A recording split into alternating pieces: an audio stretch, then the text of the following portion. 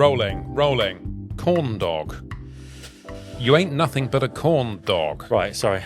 Just emailing the Budget Bike Battle R1 winner there. Yeah, well, they've been won, haven't they? They've been won. They've been won. I've lost my gorgeous Aprilia is gone to Adam, lovely man, and he's going to use it daily to commute in and out of London. Poor bloke. Has he ridden it yet? I watched him waddle off round the corner. Was it crabbing? No, that's a perfect bike. No? Nothing wrong with it. Nothing wrong with it at all. And it's the winner. Anyway. In some eyes, yeah.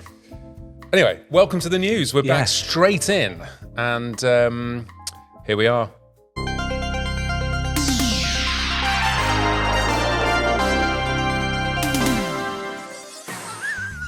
Great intro. I thought we were just chatting for a minute, but we're going. Well, I mean, we can chat. Yeah. This is the best. That's the best bit about it. Yeah. It's like a news podcast, isn't it? Really. Fafcast, yeah. A podcast from the news desk. I'd just like to do an honorary, not an honorary, but a mention about. I went to Goodwood Revival at the weekend for the first time ever, and I really enjoyed it. It's a great event. It's a really good event. I would have thought there was too many people there for you. No, well, they were kind of classy and everyone was dressed up. This was my outfit I wore. I didn't wear the tie or the wig, but I thought I'd go for a bit of a tweed. Very nice. It's very nice, yeah. My friend's getting married next weekend, and I'm wearing this as well. I'm gonna get the maximum out of my Moss Bros purchase. Is it Moss Bros? It is actually. Very nice. Yeah. And the shirt's a fitted shirt. Yeah. Anyway, enough about me. The Goodwood Revival, if you haven't been, is a fantastic event. Like, there's a lot of crossover between cool cars and cool bikes. Generally, if you like bikes, you're probably going to like a cool car as well. And even just getting through the car park with all the cool stuff that's on display took quite a long time. I was wearing white loafers, and it did get a little muddy, so I definitely get some, I don't know, like some Barber wellies or some sort of Hunter welly is probably the best one. But generally, I had no complaints about the event whatsoever, apart from it was a little pricey to buy drinks. Well, that's just any event now, isn't it? I mean, it was 20 quid for a tiny little glass of champagne. Tiny. Expensive tastes. I mean, you go anywhere now. I mean, it was, I can't remember, what was it, MotoGP? It was like 15 quid for a pint. And, I mean, that's just the nature of the beast, isn't it? Yeah. And a breakfast sandwich was 15 quid. I mean, it was all delicious. It was all delicious. Was it? But you've already spent, I think I spent £110 on a ticket. It's quite a lot. It's a lot. That was just for one day. So apart from the money side of it, it was still worth doing, 100%. So if you haven't been, go to Goodwood Revival. Loved it. It's sometimes you have to make the effort, though, I think. That's part of it. Because if you don't make the effort, you stand out like a sore dick. Yeah. I mean, you feel like a bit of I reckon there was only 2% of people that I saw that weren't driven. Oh, wow, okay. Didn't make an effort at all. Yeah, see, the last time I went was probably 10, 12 years ago. And there was there was a good sort of 25% that didn't dress up. And you could see the embarrassment on their faces. It was just that awkwardness. But yeah, get involved. Get involved. Yeah. So what's next on the agenda? Breaking news. We'll get to the MCIA sales figures in a minute, but there was quite an interesting press release sent to us the other day by our friends at Potsky Media. Now, we get sent a lot of press releases, and as you would have seen by the news, sometimes we read them out. Most of them stay in the bin, in the junk, and get deleted. This is quite interesting, though, which leads us on to the next subject of bike sales. But there's combined with the MCI figures, so around 40,000 people took their test in 2024. So that is, in years gone by, that is they're not good numbers. They're not good. They're not good. What would have been an average 15 years ago? Does it say that? Just so we can get a, state of affairs. I don't know that. Maybe we'll put it here in the.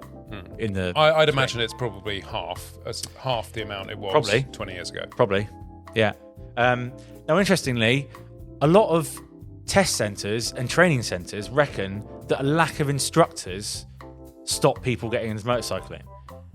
Now, that, in the kindest possible way, is the biggest load of bollocks I've ever heard in my life. Remember when you thought your life would be a certain way by 30, 40, even 50, which I'm very close to now. And then when you arrive there, it's not quite how you thought it would be. You think back to all the things you should have achieved, what you should have done, where you should be, how much money you should have, how big your house is, how many motorbikes you've got. And it's quite hard to navigate those feelings. And it can certainly have a detrimental effect on your mental health. This is why I use therapy to help me. Even just talk through problems. It's not always about crisis management when something catastrophic happens. It's very, very helpful to me to be able to quietly work out my problems, talk about things with professionals who know what they're doing. A therapist will listen, ask questions, and help you see things from a new perspective. They can give you advice and techniques to make positive changes in your life.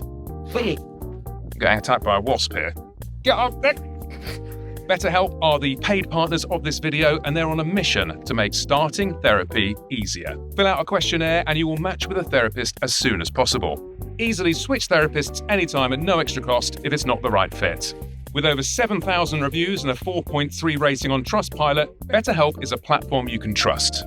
Click the link in the description or go to betterhelp.com/44teeth and get 10% off your first month of therapy. Okay, guys, well, I'm going to go and do the next best therapy thing. Just go ride a motorcycle. 1 is money. 2 is the fact that roads are damn right dangerous. I'm not putting people off biking. Our job is to get people on, but not our job, but we want to get people on bikes. But I'm just speaking realistically here. The roads are dangerous, more dangerous than they ever have been. Certainly, I'm not going to let my boys ride until they've driven a car and understood roads and everything else properly. And then, what was the third reason? I've already forgotten it. So they're saying, oh, the reason bike sales and all that stuff's in the no, not bike sales. Okay, getting people onto the bikes. industry's suffering. Yeah, but that's just not true, because a friend of mine took her test and she failed the first bit of it. I can't remember what it was. So CBT. She had to postpone it. I can't remember. She fell off, bless her. But she managed to rebook up the proper test within like a week and a half later. Yeah, test is different. What this is saying is that there's not enough kind of instructors and training centres that are available that can get people through the door quicker. That's essentially what they're saying. Right. Talking as a whole, like this press release is, I just can't see that. Well, and I mean the biggest one is insurance, surely. Well, that was the other one. Yeah, sorry, insurance. Yeah, because I mean it's. I've been riding, I don't know, whatever, 20 years.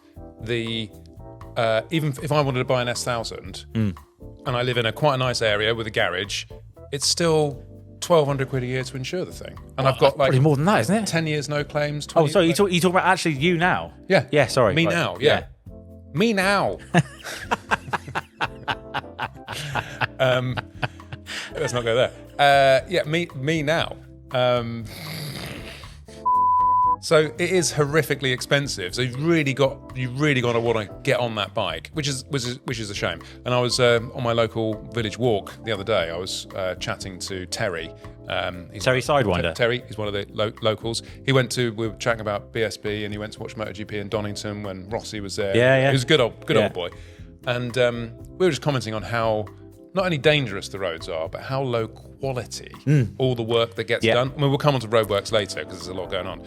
But just the level of quality is shocking. Yeah. Like, shocking. I've never laid a road in my life, but I'm pretty sure I could do a better job than that.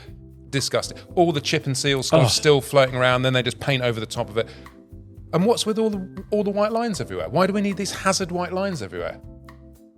I don't get it. I think it may be they're trying to get the white lines on all roads so self-driving cars can see where the edge of the curbs are. Well, it might, we were just talking about this off camera, the way the lane assist is working in all new vehicles. I mean, it might as well be a living self-drive vehicle, isn't it? Yeah. Yeah. You might as well have just some mad drunk person just grabbing the wheel next to you. Yeah. That's what it feels like. It does. But yeah, second part of the story, on to MCIA figures. Now, this is the press statistics for August 2025. So, what do you reckon the damage is, Chris? Because there's no point beating around the bush. Sales aren't brilliant. It's got to be down. Doesn't feel buoyant, does it? So we're going compared to last year, are we? Compared to last year, yeah. I reckon down 16%. I mean, you are in theory correct because motorcycles, mopeds, scooters, etc., are down 16.5%. However, scooters are up 3.5%. Are you going to say it, or shall I? You can say it this time. It's all the Just Eat riders. Delivery drivers. Yeah. Yeah. But, it's all going money back into the industry, isn't it? So motorcycle is down 16%. Yes. Yeah. Wow. Now, this is something that... And it wasn't great last year either, was it, to be fair? No. But there is something that will make you smile. Okay. So, electric bike sales are down 28.3%. When, in fact, and we're going to save this for mass debate, aren't we? I don't know what you're going to say. No. I think we'll just save the whole electric argument for mass debate, because this is getting me really, really riled at the moment. Is it? Yeah, it's really. I mean, not only bikes but cars. I mean, the infrastructure. What we 3 years away, 3 and a bit years away before we get to. They've kicked that down the road though already. It's not going to happen. Exactly. It ain't never. It was gonna never going to happen before. It was like get your COVID jab before you get fired. They just kept changing the deadline, didn't they? What do you reckon the best-selling bike was in August this year? I mean, it's not hard. It's traditionally been a GS adventure. It has. So correction. Yeah, it is. And how many do you think they sold in August? This is the disturbing bit. This is really quite disturbing. 112. 89 GSs. And that is, apart from Honda's PCX125, of course, which has sold 260, the GS is the best-selling bike with 89 sales. Is that it? That is. When does the number plate thing come in, though? Would that September. Okay, so some people would have been waiting to register it. Yeah. So September would see a boost. September is the real kind of tester, isn't it? Well, I think you'd average. Can't wait to come back next month. You'd average the both, wouldn't you, to get a true data set? Yeah. But 86, but that's awful, 89. isn't it? 89 I'll give my teen. That's awful. Yeah. It's awful. It's just awful. Yeah. So I went to Misano MotoGP, which we'll get to later on. Misano MotoGP, a couple of things there, but also went there for the launch of the Diablo V4 RS and Multistrada V4 RS. And while I was there, I was chatting to some people from Ducati, and they were saying that they will never manufacture in China, and that is why a lot of the reason the prices are so high. Because, I mean, I'm struggling to think of a manufacturer that solely manufacturers in their home country. I can't think of any. But then, I mean, define manufacture. That's where it all gets a little bit built. Yeah, because I guarantee you the semiconductors and all that stuff come from China. Yeah. But anyway, we're diversing here. Should we go on to M&P? Yes. Which is quite breaking news, isn't it? I mean, we lost, what was it, early last year? We lost a lot of motorcycle dealerships. Yeah. Feeling the post-COVID pinch, all of that stuff. And another big boy's gone down, we're hearing. This is literally yesterday, I think. As we film this. Yeah. So the information is still coming out. But M&P, and I think they also run the online shop M&P Direct, which I believe is still going to continue as a online store. But the 20 years plus whatever of motorcycle sales from a massive Welsh-based dealership, which had, I think, BMW, KTM, Ducati. It's not good. Yeah. It's not good. I mean, to be fair, the company was struggling. I think they were bought in January this year by a different entity, and now, well, that didn't last long. No. Where are we? 9 months later. So, yeah, hearts go out to all the staff and stuff involved. And I think there's going to be, from what I'm hearing, not going to say it now, but from what I'm hearing, I think there's some interesting information which is going to come to light, which is all a bit sad, really. Yeah, it's a sad loss for the industry and all the people they supported down there. So, sorry. Breaking news. We got some new bike news. If you haven't seen the video, you should go and check out the Multistrada V4 RS and Diablo V4 RS. But Chris spotted something quite different on the other end of the spectrum, didn't you? Yeah. Which is right up your Strasse. I mean, yeah, it's got a historic benefit to me. It's linked to the past, and it's linked to the BMW C1. Now, if anyone remembers Budget Bike Battle 5, I think it was 5. Yes, yeah. When we had the scootery things, and we travelled around the country, and I wrapped mine pink and had the most amazing time on the motorcycle scooter with a roof. Now, BMW have released, I mean, this was a month ago or so, but it does appear that I think this is actually going to go It's going to happen, yeah. So this is the BMW Motorrad's Vision CE, and it's look, I loved that C1 because it was funny and a bit silly. However, I like it, but the absolute wankery of That's it. the state of what the marketing departments and how they're positioning this vehicle is just off the charts. A-level marketing shit. GCSE, yeah, not even O levels, yeah. And it's crazy. Let's read some quotes up because I'm with you. I actually, when I saw it, I was actually, that looks really cool. Yeah. Then I learned it was electric, which I was like, yeah. But again, then what we were saying, London, whatever, quite cool. Yeah. But I don't think I can get on board with it purely because of how it's being positioned. I mean, this is a perfect example. So they've got various, it's like a modular bike. You can do like loads of cool stuff and be your own person. And there's quotes like, freedom is multifaceted. And they've got one called the DJ. I mean, that's the worst one for me.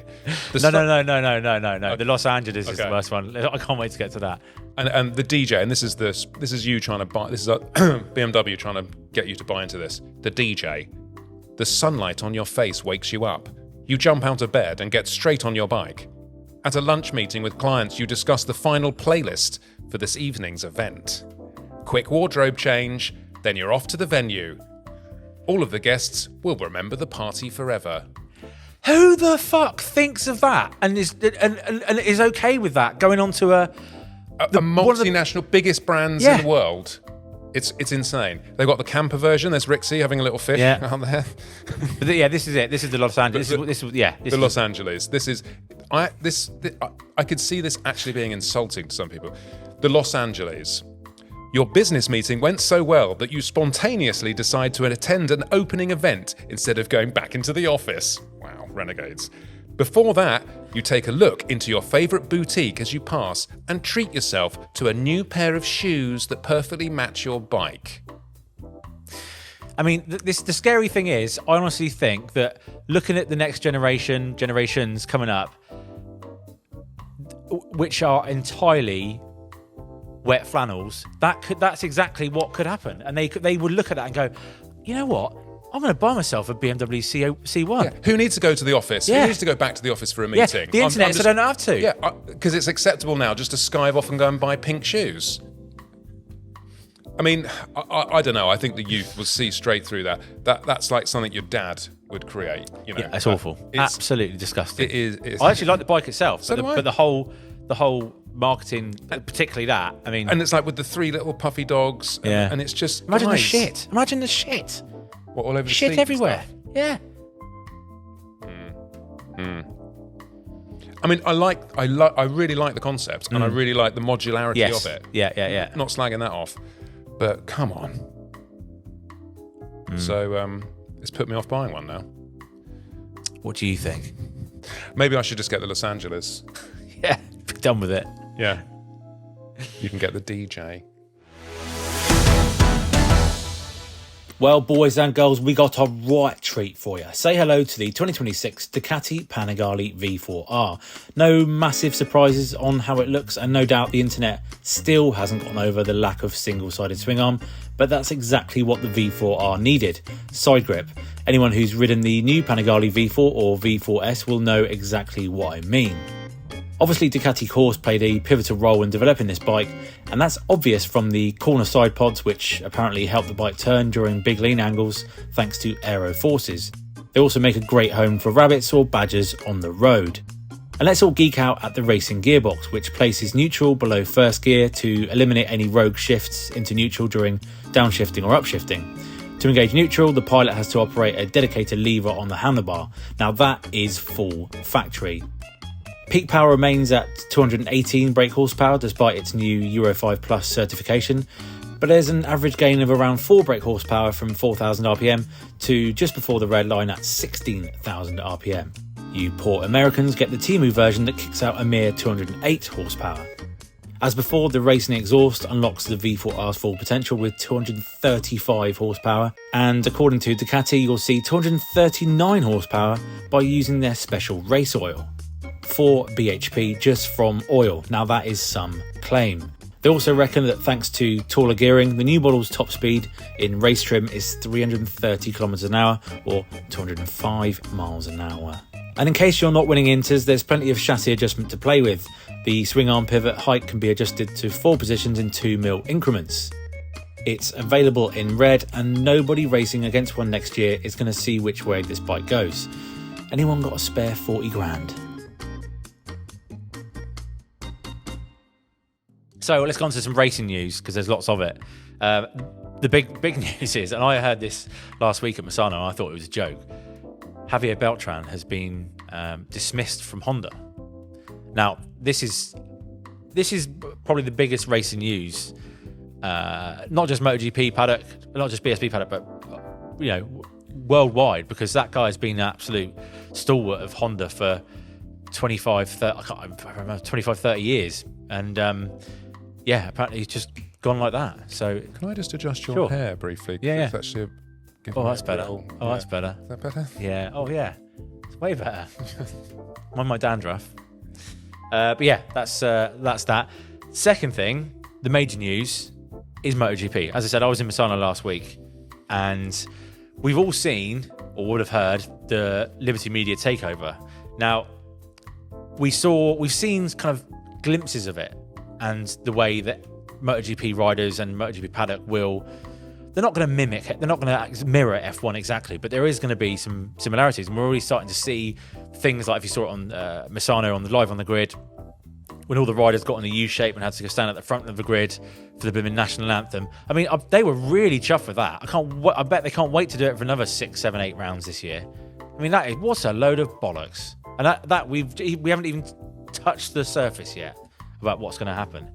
I mean, what's your thoughts on? I mean, you were just like, yeah, and what? But I mean, what? There's worse things coming than the national anthem. There is, yeah. And that's my point. Yeah, no one. But, I think all you got to do, and I may be outside the club here, and I'm not paying much attention to it, but I used to be a really big F1 fan, and I just couldn't give a shit anymore. I don't find it exciting. It's incredibly boring.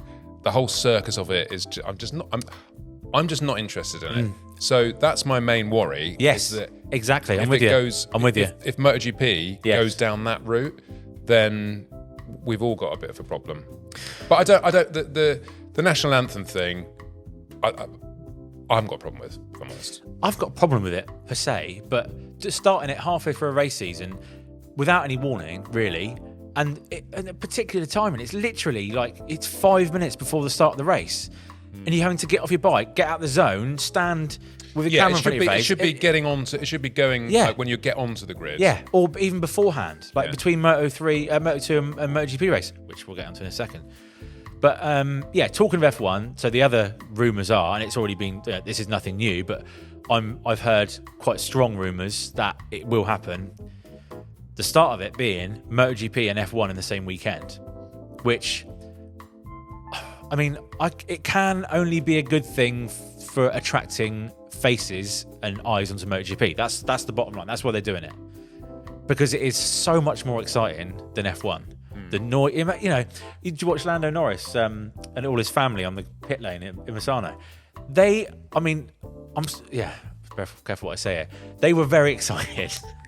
Very excited and making all sorts of noises that I'd never heard before. But just that's the first time they've been to a proper MotoGP race, and hearing the bikes, feeling the bikes. It is, it's a far cry from F1, and it's great. If we can get more people watching MotoGP, and that can only be a good thing. I just don't know how logistically they're going to do it. I have no idea, but apparently, like, just getting the MotoGP crowd into a GP safely, efficiently is difficult, especially Misano. Mate, it's a nightmare. I'll get to that story in a minute, but it's so how would they do that with another 200,000 people? I mean, my only the other thing with that is that means that F1 would have to go to good circuits again, because MotoGP is all about safety, and they're not going to race shit street tracks in F1. But MotoGP aren't going to race shit street tracks, so F1 won't. But I mean, look, it might be 1, might be 2, might be 3 year. I don't know. But this is the big thing. This is what's bored my piss when I heard it, is that Moto 3 and Moto 2 might actually be European only, and may even be standalone races, because MotoGP is that's the breadwinner. That's what everyone watches, apparently. And if that happens, then that is the end of MotoGP for me. I mean, of course it will still happen. Of course it will still go on. But imagine getting feeding riders through a series, and all these riders won't be racing the circuits the MotoGP bikes are racing. It's just there's a million and one reasons why it is just a catastrophic failure of MotoGP. But that's just my opinion. I mean, it's not good. No. But then World Superbikes does that. They only have certain things. And Moto E was only at certain venues as well. And I think the cost of getting Moto 3 bikes and all that Team 2, some of the flyaway, they call them flyaway rounds, don't they? Is quite high. It is. So, and what is the percentage? I mean, what is it? Let's say 65, 70% European rounds versus rest of world? I don't know. Maybe it's probably less than that. Maybe 75%, I think, actually. Right. Yeah. So it's still going to be, you're still going to have the feeder classes. It is, but I mean... It's not going to be the same. But let's just remember... But if they did, okay, I'd be all for it if then they did 3 MotoGP races. It's not World Superbikes, mate. Why not? It's not. I want to see more racing. The other big news was the fact that Moto E, a hiatus on Moto E, I mean, was that announced. is good. That is brilliant news, because no one really gave a shit about that at all. No, I mean... Oh, absolutely awful. Dangerous, boring, probably the worst thing to come to MotoGP paddock ever. And then we've got King of the Baggers coming next year. I'm all right with that. Mate, it'll be like the BMW Cup thing. It was soon, for the first couple of races, it'll be brilliant. Then it'll be like, oh god. Yeah, but then I'm up for more variety. And if you've got a circuit there with people, use the circuit. While we're here, might as well discuss it. You talking about the road bike class. Now, for World Superbikes and BSB and any other superbike class, it should be going back to the old production days, where you get a bike from a showroom, you rip the number plate off it, you put some race fairings on, you put an exhaust on, and that is it. And obviously you can change. I mean, you can change brake pads and things like that, maybe. But I'm talking like it should come with the fork. Yes. It comes with. Yes. Yeah. And that's how we should go racing. Yeah. Now that would be interesting. Yeah. Yeah. And an adventure bike class. Yes. That would be brilliant. Yes. Masturbate. Okay, masturbate. What are we doing then? What's that look? We're doing electric bikes. Okay. Because there's so much to discuss. Okay. I don't even know where to start. Okay. Well, so what's the debate you're saying? I just want to lay into them. Okay, go on. You lay away. Because you lay away, and I'll be devil's advocate. Because, let's just caveat this by saying, for instance, bikes like this. I mean, I can't even believe I'm saying it. The BMW, love it. The BMW C1. There are examples. Vision CE. Sorry, Vision CE, but it will be, bikes like that where there is a time and a place. Like, I mean, the Start Varg motocross bike. It is the fastest thing.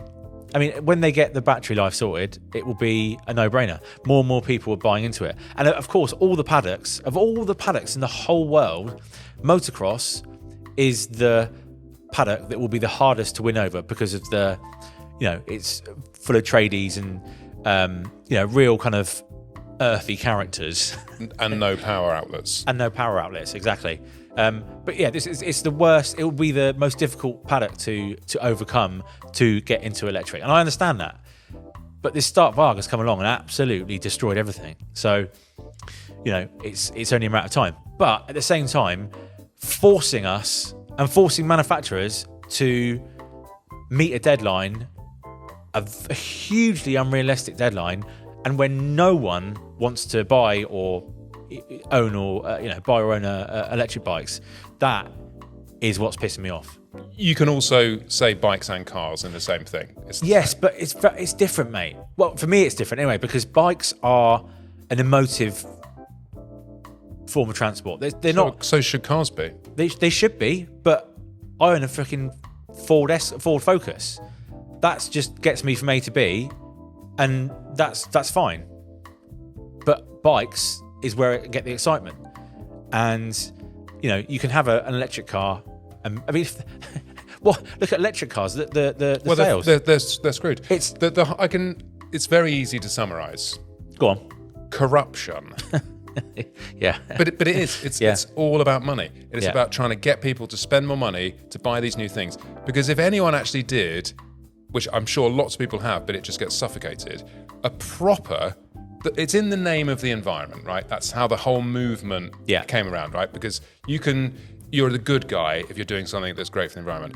But everybody with half a brain knows that the most environmentally friendly car, motorbike, whatever it is the one you've already got. Exactly. So it doesn't matter. If you go and buy a brand new electric car, the energy required and all the CO2 stuff that's got to be put into producing that, and the battery chemicals and all that stuff, or even a new petrol car, it doesn't matter. The most environmentally friendly thing you can do is keep your old car, even if it's a V8. Doesn't matter, because by the time you've gone out and spent all of those carbon credits on a new one, you'd have to drive that car for another 25 years for it to make a difference. So that's the answer, but nobody wants to tell you that answer because it means nobody buys anything and they don't get any money. And it's as simple as that, I'm afraid. So when is the? I mean, I thought in my mind, I've still got 2030 as the cut off for ICE engines. Well, they've moved it because they moved it for bikes.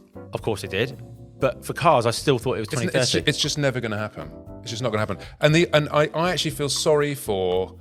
There's two different people that buy electric. Let's just talk about cars for a second. Two different people that buy electric cars. There's corporate business owners, small business owners that get a massive tax benefit from running an electric car. And actually, I can see how that works. My friend just bought a Taycan, whatever, because the company car tax is very, very little, and charge it at work. Everything's great.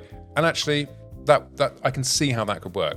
But then Mavis, who has just been force-fed information from the BBC. Yeah, to buy a fucking electric MG. To go and buy in that horrible blue colour. If you're stuck behind an electric MG, I feel so sorry for you. We've all seen them. And it's them that have gone out and spent... Being conned. For £60,000-70,000 for one of these SUV things. And it is plummeted. Yeah. Like, they've lost the money. So the corporates, they can take that hit because of a tax break. But the Mavis poor old bitch is absolutely screwed. Yeah. And it's and they think they've done the right thing. That's the saddest bit. Oh well, I may have lost £50,000 of my life savings, but I'm saving the planet. It's like, actually no, Mavis, you're not. You've just fucked it. Quite happy news today, wasn't it? Yeah. Yeah. Should we go and buy a bike? I actually have a hankering to buy a bike at the moment. I think it's the weather changing. It's like, oh no, depression's coming. Yeah. Here it comes. The nights are getting like shorter, aren't they? And it's like, oh no, I need something to cheer me up. I think we should go and buy a bike. This is a good mass debate. Here's a fictional £5,000. Wallop. What are you going to go and buy tomorrow, right now? Or tomorrow? It's almost my God. shop shut now. £5,000. It's almost in the middle. It's almost two in the middle. I'd probably go for try and find a nice original street triple. Interesting. I'm not even going to say what keeps popping into my head. It's awful. What does it? It just keeps popping in. What? And I was actually listening. It's okay. It's not okay. It's okay. It's not okay. Chris, we're amongst friends it's not here. Okay, but we're going to have to end on this bombshell. I was on eBay looking at R1200 RTs.